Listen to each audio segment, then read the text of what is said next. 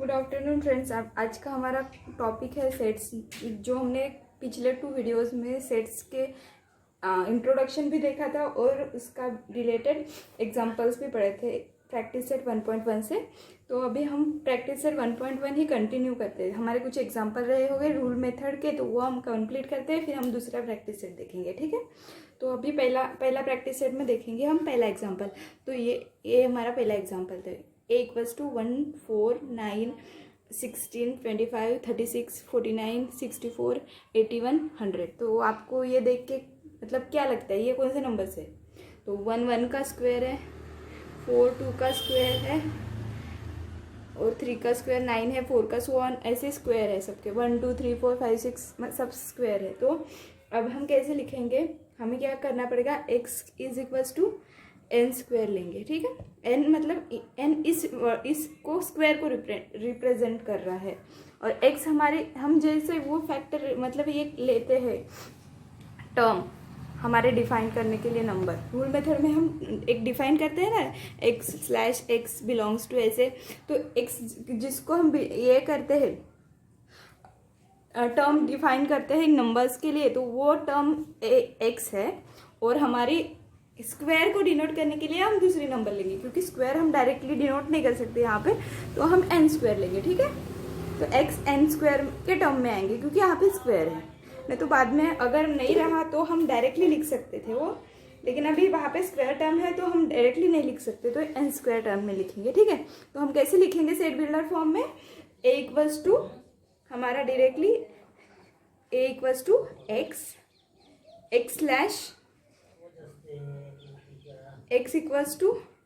n²।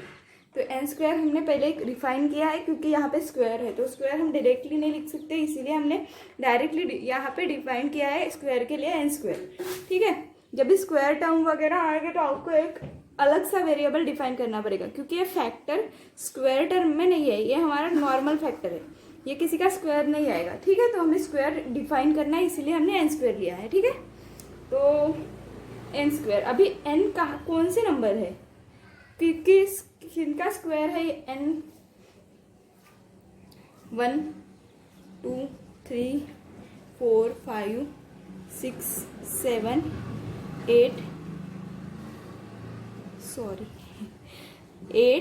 9 10, यहाँ तक नंबर आएंगे n के लिए। तो अभी n किससे बिलोंग कर रहा है, कौन से नंबर में बिलोंग करता है?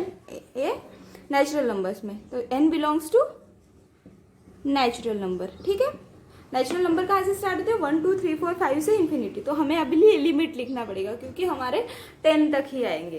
तो हमें लिमिट क्या लिखने का पड़ेगा?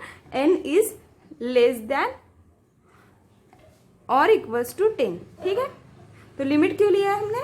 नेचुरल नंबर है ये n, लेकिन कहाँ तक है? फक्त सिर्फ 10 तक है, तो 10 तक है इसलिए हमने लिमिट लिया है। अगर 10 तक नहीं रहेगा और खूब ऐसे डॉट डॉट दिए रहते अप टू इन्फिनिटी, तो हम क्या लेते? हम लिमिट नहीं लेते, हम डायरेक्टली यहाँ तक छोड़ देते। ठीक है, तो नेचुरल नंबर है लेकिन 10 तक ही है, इसलिए हमें लिमिट देना। तो ये हमारे लिमिट की टर्म हो गई। ये हमने n की कौन सा सेट में आएगा ये डिफाइन किया है, और ये स्क्वायर के लिए अगर एक स्क्वायर नहीं रहता, नॉर्मल नंबर रहती हमारी 1 2 3 4 5, तो हमारे ये टर्म नहीं आता। ठीक है, यहाँ पे स्क्वायर टर्म है इसलिए n² आया। ठीक है, तो हर टर्म के लिए एक स्क्वायर टर्म आई, इसीलिए एक हो गया। ठीक है, अगर 1 2 3 4 5 डायरेक्ट रहता है तो ये वाली टर्म नहीं आती, और वह डायरेक्टली 1 2 3 4 5 अप टू इन्फिनिटी रहता है तो ये दोनों टर्म नहीं आती। इतना ही n belongs to natural number, ये डायरेक्टली लिखते हैं, जो हमने एग्जाम्पल में पढ़ा था। ठीक है, अभी अपने सेकेंड एग्जाम्पल देखते हैं।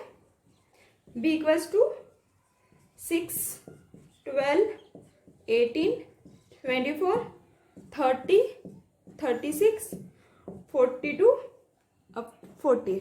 ठीक है, तो यहाँ पे कौन सी टर्म्स दिख रही है आपको?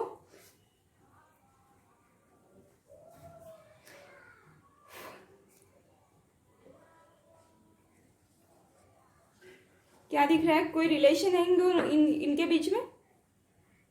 6 का टेबल दिख रहा है, 12 18 24 30 36 42 48, तो 6 का टेबल दिख रहा है डायरेक्टली। तो अभी हम डिफाइन करेंगे n, क्योंकि हमें मल्टीपल लिखना है, यहाँ पे स्क्वायर लिखना था इसीलिए डिफाइन किया था। अभी मल्टीपल के लिए ही n डिफाइन करेंगे, ठीक है।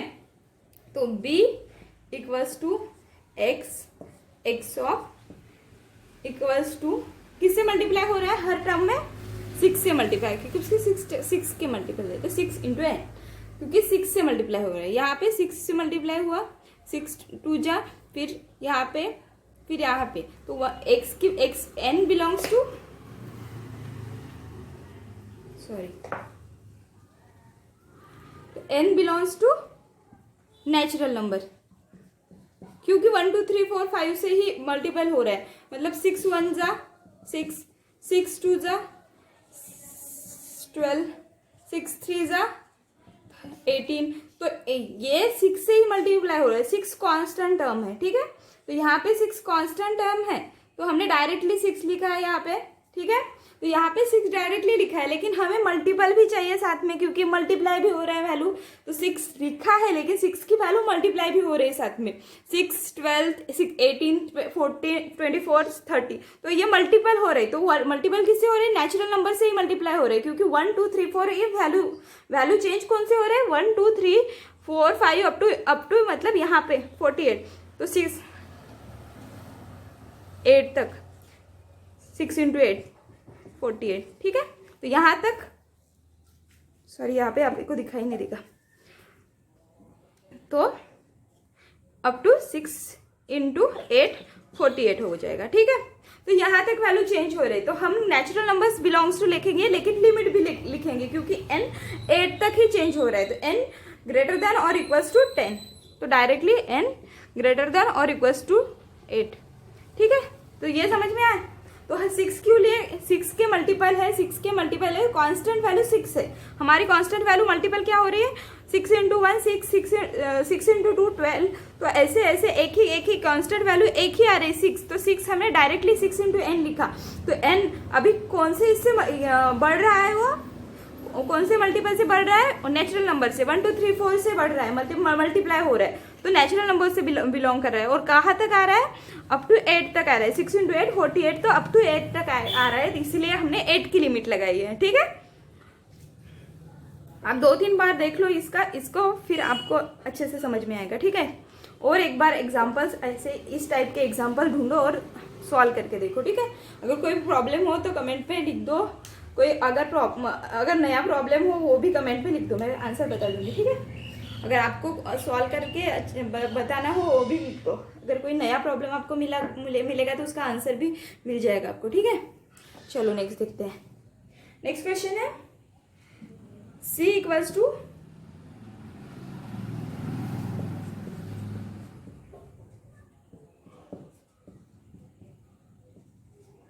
अभी क्या आएगा यहाँ पे,